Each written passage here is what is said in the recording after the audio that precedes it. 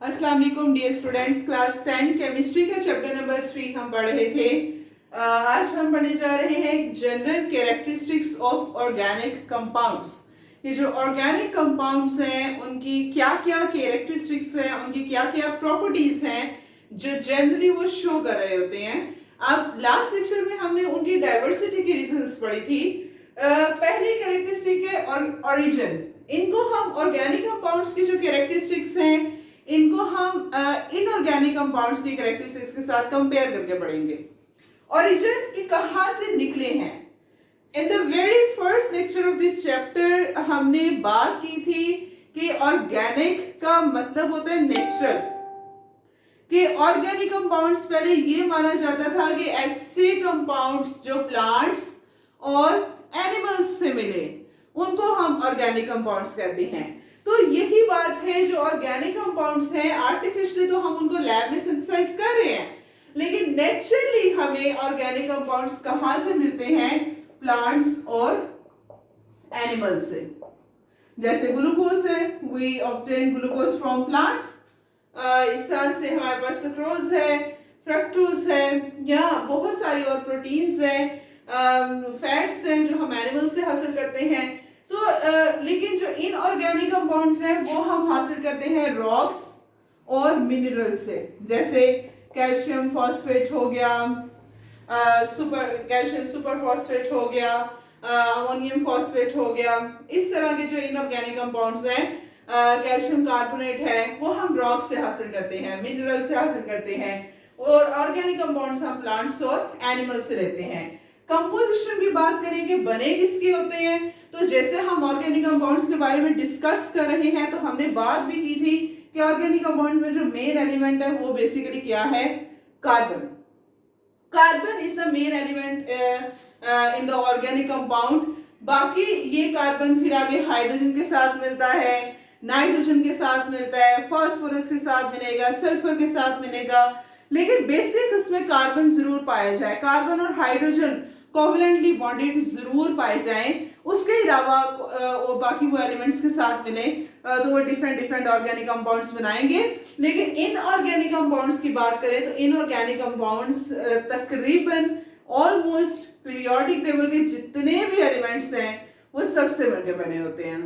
आप group 1 elements metals की बात करें, आप नॉन मेटल्स की बात करें, आप हैलोजेंस की बात करें, तो जितने भी ट्रांजिशन मेटल्स हैं, ट्रांजिशन एलिमेंट्स हैं, बाकी ऑक्सीजन, नाइट्रोजन या बोरॉन फैमिलीज हैं, किसी की भी आप बात करें तो और इनऑर्गेनिक कंपाउंड्स में वो पाए जा सकते हैं। लेकिन ऑर्गेनिक कंपाउंड्स में मेन जो है वो कार्बन एलिमेंट है। कार्बन और हाइड्रोजन कोवलेंटली बॉन्डेड, इसके अलावा बाकी इसमें नाइट्रोजन, फास्फोरस वगैरह पाए जा सकते हैं। कोवलेंट लिंकेज ऑर्गेनिक कंपाउंड्स में जैसे हम बार बार बात करते हैं कि कार्बन और हाइड्रोजन पाया जाता है थ्रू कोवलेंट बॉन्ड। कार्बन और हाइड्रोजन कोवलेंटली लिंक होते हैं, कोवलेंट बॉन्ड पाई जाती है ऑर्गेनिक कंपाउंड्स में। इनमें शेयरिंग होती है बेसिकली इलेक्ट्रॉन्स की। लेकिन जो इनऑर्गेनिक कंपाउंड्स हैं जैसे सोडियम क्लोराइड एक इनऑर्गेनिक कंपाउंड है, इसमें कौन सी बॉन्ड पाई जा रही है? Ionic bond. Sodium positive, chloride negative. Sodium electron दे रहा है, क्लोराइड वो इलेक्ट्रॉन ले रहा है, और इस तरह से इलेक्ट्रॉन की ट्रांसफर की वजह से जो आयंस बन गए हैं और वो आयनिक बॉन्ड बन गई है। लेकिन ऑर्गेनिक कंपाउंड्स में हमारे पास कार्बन और हाइड्रोजन पाया जाता है, जो कि मेन एलिमेंट कार्बन हाइड्रोजन है, कोवलेंटली लिंक होते हैं। उसके अलावा there are certain elements are found. तो बेसिकली हम ये कहना चाह रहे हैं कि ऑर्गेनिक कंपाउंड्स में कोवलेंट बॉन्ड और इनऑर्गेनिक कंपाउंड्स में आयोनिक बॉन्ड है। सॉल्युबिलिटी एक जनरल प्रिंसिपल है, लाइक डिसॉल्व लाइक। अब जैसे ऑर्गेनिक कंपाउंड्स की हम बात करें, इनऑर्गेनिक की हम बात करें तो हमने कहा इनऑर्गेनिक कंपाउंड्स में कौन सी बॉन्ड है? आयनिक, पोलर। पोलर है ना, तो जाहिर है पोलर किसमें हल होगा? पोलर सॉल्वेंट में। जैसे नमक पानी में हल हो जाता है तो पानी भी हमारे पास पोलर, और नमक भी क्या है? पोलर, तो वो उसमें हल हो जाते हैं। इस तरह से ऑर्गेनिक कंपाउंड्स हमारे पास नॉन पोलर होते हैं, उनमें हमारे पास कोवलेंट लिंकेज पाया जाता है। इस वजह से जो ऑर्गेनिक कंपाउंड्स हैं वो किन में हल होंगे? नॉन पोलर सॉल्वेंट्स में। जैसे नॉन पोलर सॉल्वेंट हमारे पास ईथर है, जैसे हमारे पास non polar solvent carbon tetrachloride है, एल्कोहल है, एल्कोहल में हाइड्रोजन बॉन्डिंग पाई जाती है। उसके अलावा ये वाटर में हल नहीं होते। वाटर में ग्लूकोज, कुछ ऑर्गेनिक कंपाउंड्स हैं जैसे ग्लूकोज है या अल्कोहल है, वो वाटर में हल हो जाते हैं। वो हाइड्रोजन बॉन्डिंग की वजह से होते हैं, वो पोलैरिटी की वजह से नहीं होते।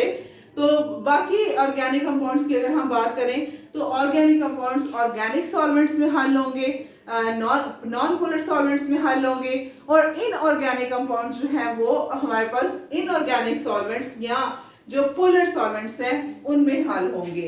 इलेक्ट्रिकल कंडक्टेंस की बात करें तो आयनिक कंपाउंड्स में जैसे हमने देखा कि हमारे पास आयंस पाए जा रहे थे, हमारे पास इलेक्ट्रॉन्स का ट्रांसफर हो रहा है, इलेक्ट्रॉन्स का मूव हो रहे हैं इलेक्ट्रॉन्स।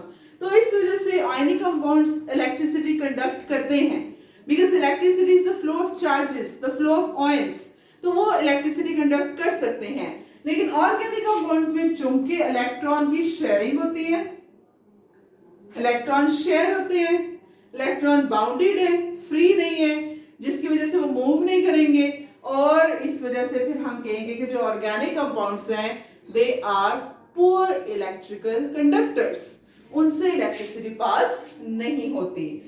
मेल्टिंग और बॉइलिंग पॉइंट आपको जैसे पता है कि ionic bond is stronger than covalent bond, कि आयनिक बॉन्ड में अपोजिटली चार्ज आयंस हैं, उनके दरमियान there is a strong electrostatic force of attraction between them, जिसकी वजह से उनकी बॉन्ड स्ट्रॉन्ग है, उनको अलग अलग करना मुश्किल होगा, हेंस उनका बॉइलिंग पॉइंट, उनका मेल्टिंग पॉइंट हाई होगा। लेकिन ऑर्गेनिक कंपाउंड्स की बात करें तो उनमें कोवेलेंट बॉन्ड है जो कि as compare to ionic bond जरा वीक है, उसमें इलेक्ट्रॉन की शेयरिंग हो रही है, तो इस वजह से उनका मेल्टिंग और बॉइलिंग पॉइंट क्या होगा? कम होगा। और जब इनका मेल्टिंग और बॉइलिंग पॉइंट कम होगा, मतलब कम टेम्परेचर पे हम इन्हें मेल्ट भी कर सकते हैं और कम ही टेम्परेचर लगेगा इनको बॉयल करने में भी, तो ऑब्वियस सी बात है इनकी स्टेबिलिटी भी क्या होगी? कम।